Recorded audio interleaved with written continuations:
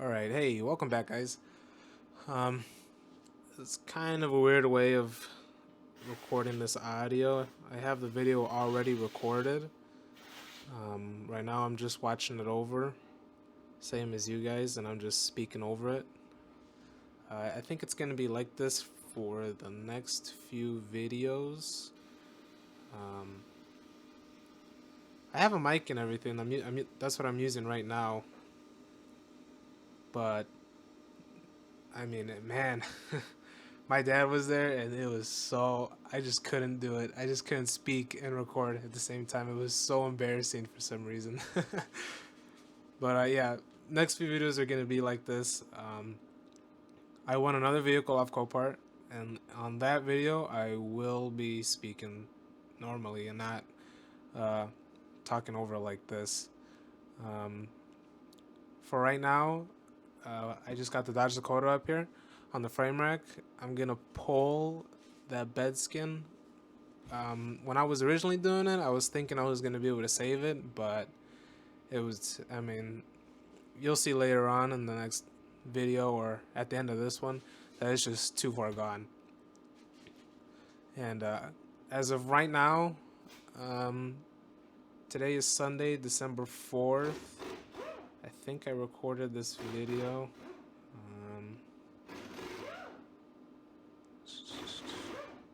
Let me see. I have it on my phone. The 25th. So it's been a few days. Yeah, this I'm learning this whole new editing thing, and it's tough. I have no idea what I'm doing.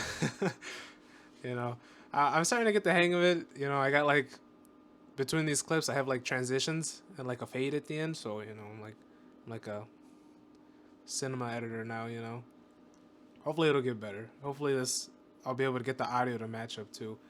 But right here, right now, I'm lifting the truck up, taking the wheels off, and getting it on the frame rack jacks. I don't really know. I don't remember what they're called, but you're gonna see here that I'm only using one on this side, which I should have used both, but I was actually missing some hardware for the other one, and it was a little too lazy to go get new ones.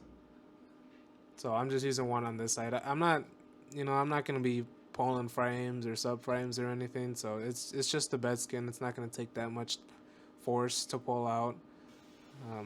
You'll see here in a bit on the next clip that I do use two, but right now I am just setting her up. It was actually really scary, you know, not this side because I had the two wheels on the other side, but when a whole vehicle is going down on you like this, and I don't really know what I'm doing, um, I do understand how frame racks work and the safety behind them and everything. But I'm only using one, and I don't have too much experience with this, with frame rack work and stuff. I usually just do the smaller stuff. My shop, we don't really use the frame rack to pull frames and stuff. To properly do it, you need a measuring system that measures the three planes, length, width, and height. But here all we can measure is length and width, not height, because we don't have a level plane vertically.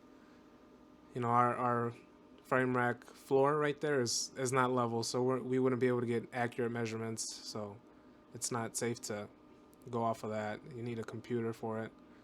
So we mainly just use it for things like this, like rough pulling panels like this and replacing things, or maybe pulling like a bumper that was pushed in, small things.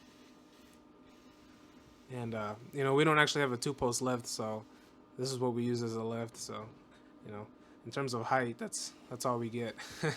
Well, whenever we have to work under, we have to slouch, sit in a bucket, or be on our knees. It's tough. I actually installed a 5-inch lift kit on that frame rack on I think a 2009 Chevy 3500 dually. Yeah, it was big. You got to get creative when that's all you got. I had to jack up the rear differential with the normal jack, and I had to set it on a bunch of tires to lift it up and lower it down to install the little blocks to lift it, you know.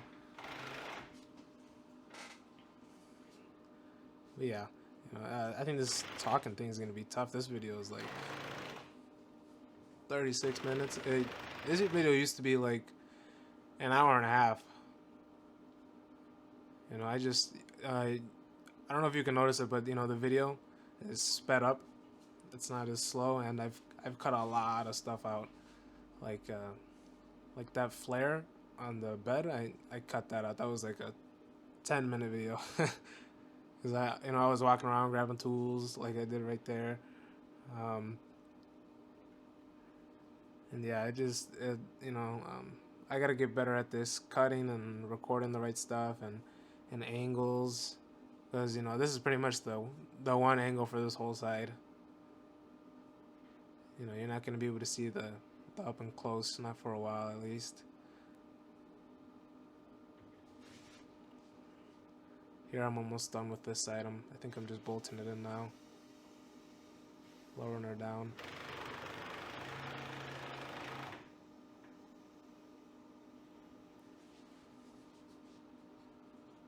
You know, when we get to the right side, that's where it's going to get a little iffy, because, you know, I'll be lifting up the whole right side, and it'll just be this one stand on the left holding the whole thing up. That scared me.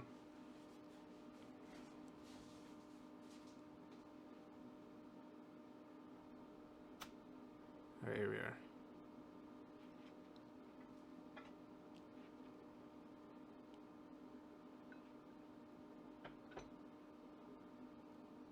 Yep, setting her up. There's adjustable heights on those, but that's as high as it would go, and you gotta bolt her down from underneath, bolt her down so it doesn't swivel around in the middle, and then right where it clamps to the pinch weld on the rocker, there's 4 bolts, and I think one of those on the jack stand I'm working on right now, one of those bolts was stripped. They weren't really holding it in. And later on, when I went to put the tires back on, I think the next day, it actually came loose, which was really scary.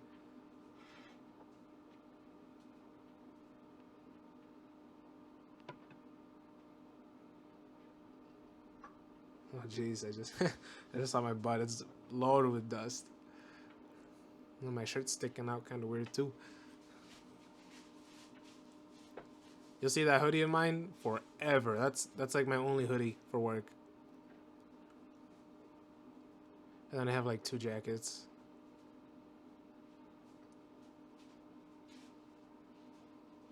Alright, yeah. So right now I'm just, you know, bolting down the other one, getting her. I don't think I tightened it. I think I was just setting her in, getting her ready.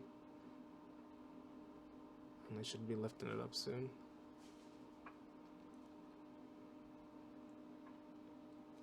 I hope the audio comes out right. I'm using these Rode mics. This is my first time using them, so you know, I've had this mic set up and the gimbal that's holding the phone right now for a couple months now, but I just haven't recorded. You know, there's so much content I could have recorded beforehand. Oh, here I am lifting it up. Yeah, pretty scary too, because those jack stands, they kind of swivel a little bit, or like they kind of teeter like a teeter-totter, and that's what that one jack stand on the other side was doing. It was freaking me out a little bit.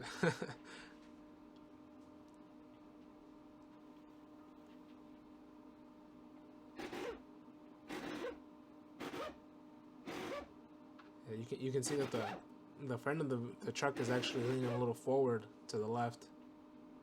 Yeah, that was freaking me out. Yeah, next time for sure I'll use the 4 instead of 3, because you know this is not smart. Oh, and I just noticed I think the first clip isn't actually fast forward. I might have messed that up. But you know, I'll leave it.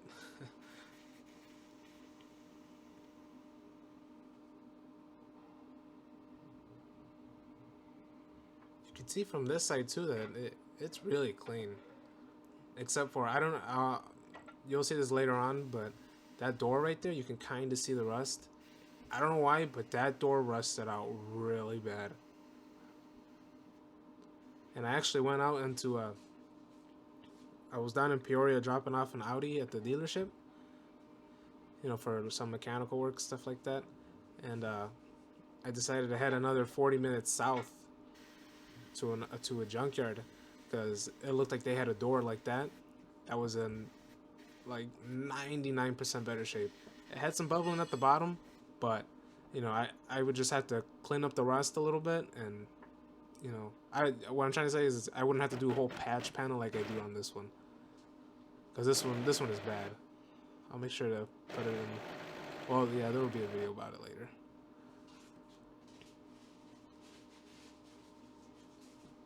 For right now, this video here is just me setting her up on the frame rack and doing some initial pulls on that bed, which that'll be coming soon. It looks like I'm almost done with this.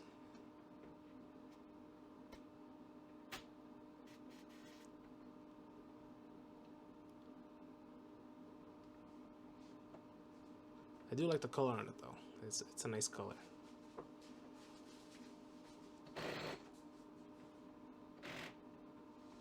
Yeah, it looks like I'm just bolting her down now.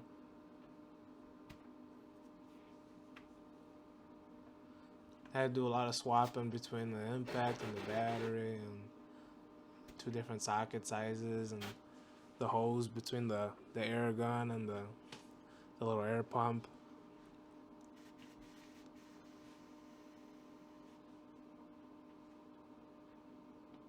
It's nice having that air pump around because it's sometimes that's actually a newer air pump that we got. I always used to have like 2 little levels to it. That one has 3. The unfortunate thing is that one's a little too high, so sometimes the lower vehicles don't work with it, so I actually have to lift up a jack stand, or just a normal jack onto the frame rack and lift it up like that, which is super annoying. Yeah, there it is. Yeah, there it is. That tired me out.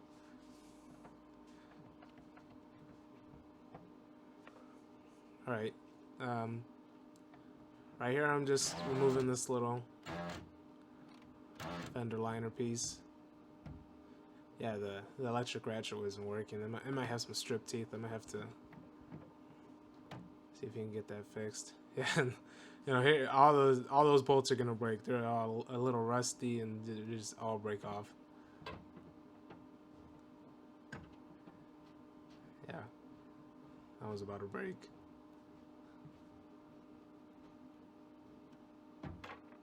Yeah, that's alright. Those are very easy to replace.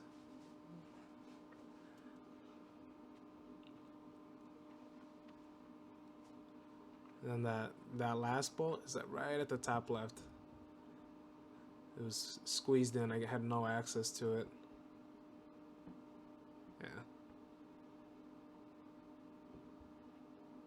Ooh, my camera work ain't too bad. Look at that.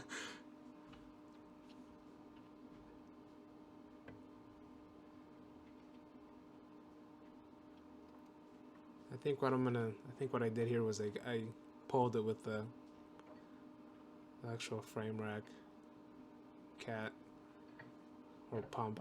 In Spanish we just call it a cat, like a gato. And in English, maybe it's just called a jack or pump or something. I actually don't know.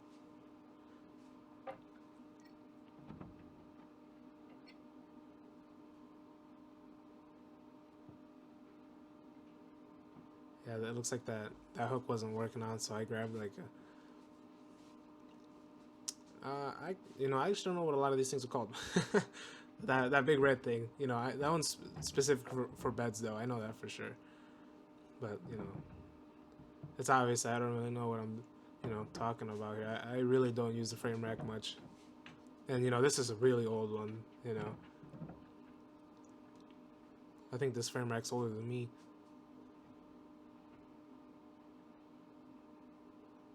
It is super useful. It's crazy. We use it every day.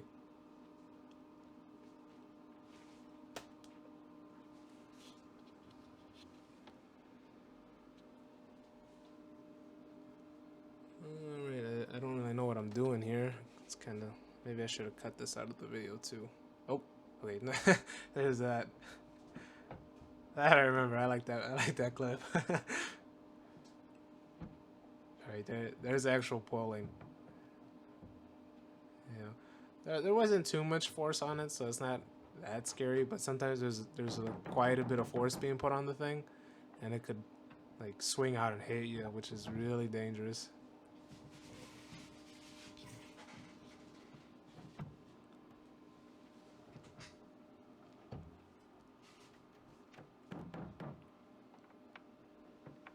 See, when it snaps like that, I think it was because I was hitting it with a hammer. Not the red piece, but the bed, trying to hit the kinked metal to stretch it out a bit, to strain out. I think there I finally get some access to it, to that last bolt. But yeah, that was just a rough pull to get that last bolt out, because I needed more room to get there, and I needed to remove the gas funnel out of the way.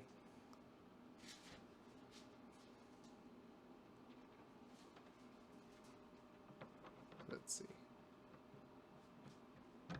Yeah, I have a set of macro wrenches. They're garbage. No, they always slip. They never work. And, you know, I kind of beat them up a little bit, so the ratcheting box end of it is, they don't work. Some of them don't work anymore, which really sucks. Like the 10mm, just nope, it doesn't work. And since the open end side of it never like properly grips them, it's almost useless. Luckily, I was able to get a socket to fit in there.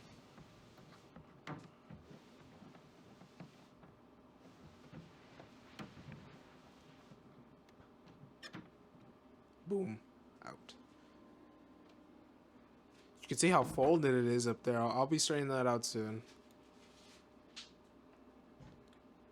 Because that's going to stay. It's just the outside skin that's going to go. There's my dad. Helping me out.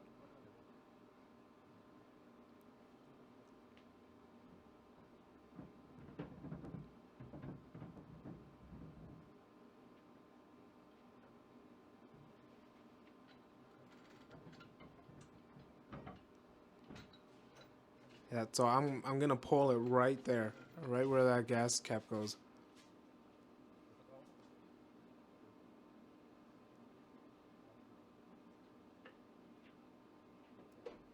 Yeah, I had a previous clip where I was using that little porta power hydraulic pump jack thing, and I decided to just cut it out. I did almost nothing. I was trying to push out that lower. Yeah. I was trying to push out that lower piece of the bed back, but it kept slipping, and it was just like a big waste of like a 10-minute clip, so I just cut that out.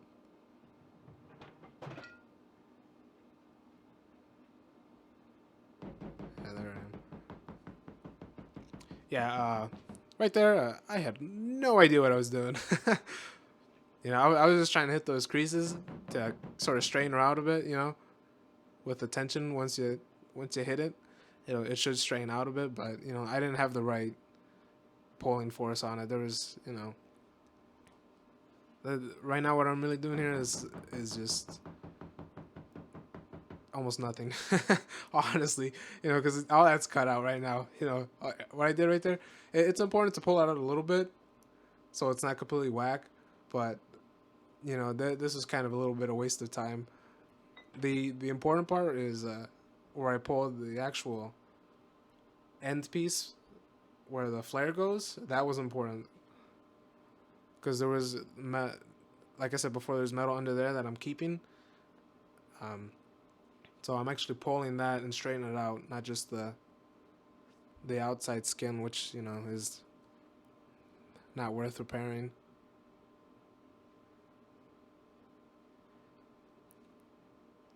Well, yeah, and luckily I actually got a tire, or not a tire, an entire wheel for free, which was that really saved me some good money, because oh yeah, when I was talking about that junkyard a while ago, I guess I forgot about it. Yeah, I took the 40-minute road trip down there while I was in Peoria. You know, I was already down there, so I figured, you know, take the risk because, man, I called them at like 11:30. I asked them if if that door was there. They didn't have a stock number, and they were like, they didn't have a clue. They were like, well, let us check. We'll call you in 15 minutes. You know, and you know they never called me, and it was like 12 o'clock, so I think they went out to lunch. And you know, I wasn't just gonna sit in Peoria for an hour and then drive down 40 minutes. Wait, you know. Oh, I think my computer fell asleep. Okay. All right. Um, yeah, so I decided to just drive down there. I got down there. I met a really cool, like, wise old dude who sold cars. He gave me a lot of cool advice. Maybe I'll get into that a little bit later. But yeah, I was talking to that guy for like 2 hours waiting for that door, you know, and he was just like spitting knowledge on me, you know. He sold cars for decades. It was crazy. But yeah, I was there for 2 hours. They come up to me and they're like, "We can't find it." And I'm like, you know, it was like I was confused, you know, because I mean, I guess you could tell it wasn't really the best junkyard, and they actually stored uh, all their parts that they pulled off of the vehicles in trailers, like truck trailers, outside in the yard. So everything was mixed up. You know, you had to walk through all the junk cars to get to the trailers, and it was just bad. You know, so I just had to leave with nothing. You know, I took that risk, and I wasted about maybe 2, 3, maybe 3.5 hours of my time, you know, to drive down there, wait, and then the extra time to drive back up. You know, it was pretty unlucky, you know. But if I got that door, I think they were selling it for $100. I think it was the same color, and it had almost no rust on it, so it would have saved me so much time. But you know, instead of saving me time, I lost a lot of it, you know. And the reason why I brought that back up while I was talking about the wheel was because I got that for free, and I had a good tire on it too. So you know, the time that I wasted going to the junkyard. But you know, um, I'll explain my time slash labor slash money analysis after I sell the vehicle. Um, Basically, when I sell a vehicle, the amount of time I put into it and the amount of profit I made, I divide it up, or some, I don't remember how I do it, but I divide it up and I see how much I actually made per hour while I sold the vehicle. I I once sold a vehicle for $1,700, and I only had about $310 in it in parts, and about 250 in labor. Oh, I mean, sorry, 4.5 hours in labor, which I was just counting at $50 an hour right there. So about $250 right there. But when you subtract the 310 from the 1,700, here, let me pull out my phone, so I can't do that quick math. So 1,700 minus 310, I was left with $1,390. If you divide that by 4.5, which was the amount of time I put into the vehicle, it went up to, like, I was making $309 for those 4.5 hours. That's insane. Those are the most valuable 4.5 hours of my life. And that's what I'm doing here. And the getting that free wheel and tire counteracts the time I wasted going to that junkyard. So, all that stuff's gonna be calculated. I'm writing down my hours. They're not very specific, but they're there. They're not 100% accurate, but maybe like 80, 90%. So I'll be able to get a good assessment of how much labor I put into it and how much I'll be getting. How much I'll actually be making when I sell the vehicle. Geez, I wasn't even paying attention to the video. I think, yeah, I was too busy talking. Oh, okay, yeah. So, yeah, I'm pulling that part of the bed again, right there where the flare is, and I'm straightening out that inner metal, so that the new one fits in. So they don't. At least I couldn't find an entire bed skin. They don't sell it anymore. It's a 2004 Dakota. They only sell like patches for it. So and I couldn't really find a bed for it either. like a clean bed, you know, because if I buy a rust-free bed and it's not the same color, you know, just think about all the paint and like preparation it's gonna take. Oh, okay, yeah. So here my dad is showing me how to straighten the metal. I guess I haven't done it yet.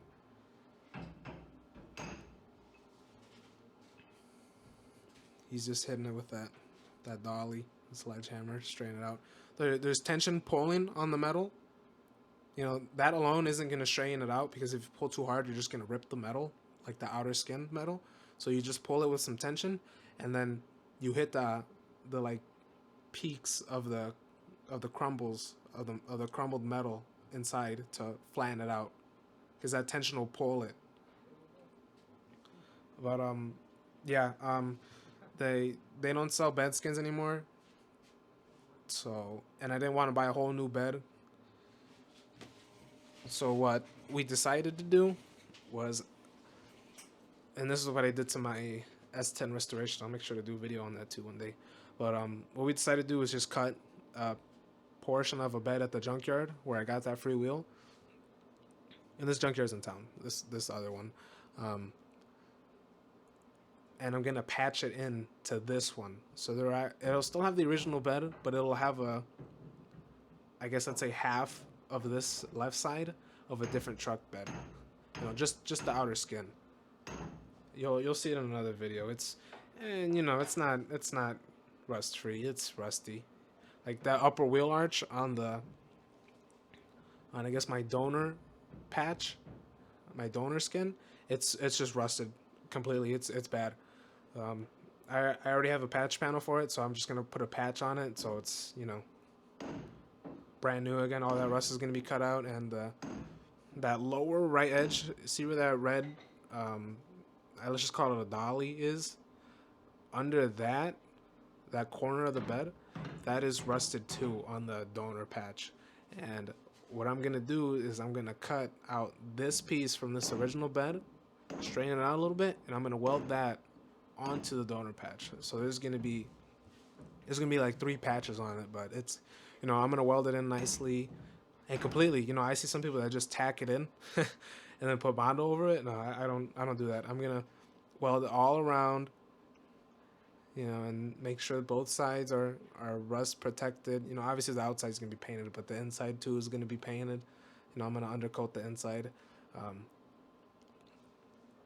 And there's actually another hole in the wheelhouse on inside the bed, so I'm gonna be throwing a patch on that too, and I'm just gonna rhino line the inside so it's covered. It's not gonna rust. You know, it looks nice. You know, because the inner floor where that main damage is on the bed, it pushed it in so much that it actually damaged the floor a little bit. Like it pushed in a little bit.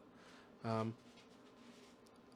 think in the next video I'll show me hitting it down, but it doesn't end up perfect. I don't know if I even showed it, but I'll show it in one video. It's not perfect. It came out nicely. You know, the inner wall was pushed in, and that's back to its original spot. It just has like hammer dents. You know, I'm not gonna Bondo that. That's, you know, it's the inside of a bed. But that's okay. It doesn't need to be perfect, and it's gonna be rhino lined. So that's one of the reasons why I'm rhino lining it, so it hides it better. You know, so it won't be noticeable. It looks straight again. You know, it's not bad. You know, it's just minor. So luckily the inside of the bed we can rhino line and save it. You know. And usually what we do too is we rhino line the underside of the bed too. But you know, this is just a flip truck. I mean, and it's not rusty underneath, so you know, it doesn't really need it. That's just, you know, a little too extra. You know, unless, you know, the guy that wants to buy it wants us to do it, then I can do it. You know. But that's, you know, that's pretty much the condition of the bed. You'll see more in specific terms in the next few videos. I have a bunch of videos just sitting right now. It took me hours to get this video alone, the clips, onto this computer, because I recorded on my phone and my charging port doesn't work, so I can't connect it straight to the computer and then hook that up. Oh, here's my dad.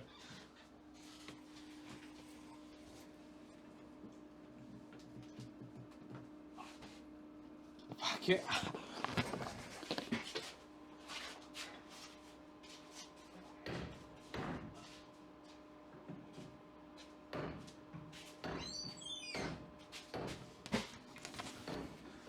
All right, you know, I'm just gonna leave that, and I'm not gonna edit that out. He came in to grab a door. I don't even remember what I was talking about. Dang. Yeah. Okay. Yeah. It took forever to upload these videos just to the computer. You know, I haven't even rendered this video yet, so I don't know how that long that's gonna take. Luckily, this application I'm using, it lets me render it and upload it direct to YouTube. So I think that'll help me out nicely. I've already logged into it, so I have no idea how long this render is gonna take. This video looks like 37 minutes long, so you know, I don't know how long this is gonna take to render. I'm gonna be waking up at like 4:30 in the morning tomorrow to go pick up that new truck I won on Copart. You know, that's gonna be a good video. I'm excited. You know, I'll explain more later, but it's a cool truck. It's a diesel, so it's gonna be my first diesel.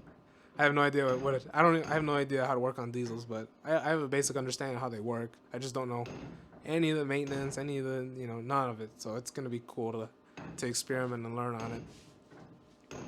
You know. Well, yeah, it was my bad. I was talking about the application.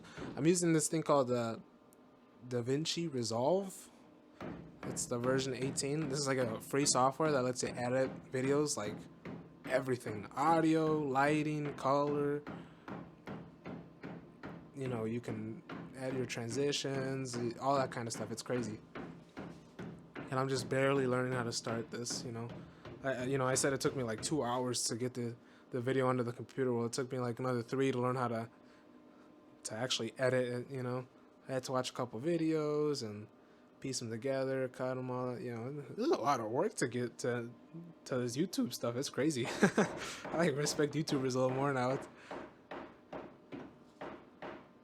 You know, and then I mean, I actually, before I can render this, I have to get this audio from the mic onto the computer and onto here, and I have to sync it. So we'll see how that goes. I'm more rambling than explaining the video. You can see that I'm just pulling it more. I think I'm really starting to strain that inside out. It sucks that I didn't show it. I should have shown it. But you'll see in other videos where it's off. You'll see how much straighter it is. And in the other videos, you're gonna see me cleaning up the rockers and the bottom of the driver's door, and at some point the patch on the door. You know, because that's gonna be tough. That's gonna be tough. But I'll figure it out. I got my dad here to help me out too. I'm gonna be doing all the work, but it's nice to have the knowledge and the experience to help me out. Like right here, pulling this bed, without my dad, I have no idea what I'm doing. I might have figured it out, but it would have taken me a long time.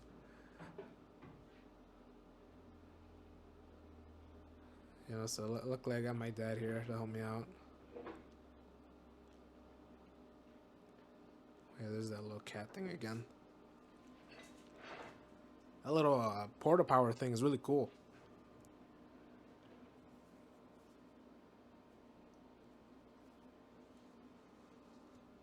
Yeah, I don't even remember what I'm doing here.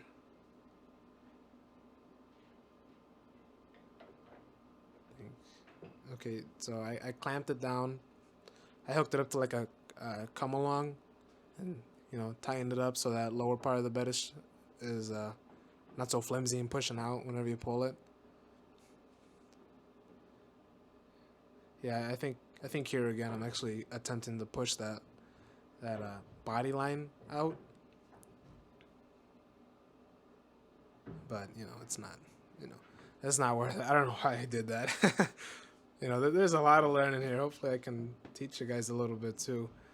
Just a little bit, because I take whatever I say with like a grain of salt, because I here in this video, I don't really know what I'm doing. You know, I'm doing a little pulling and stuff like that.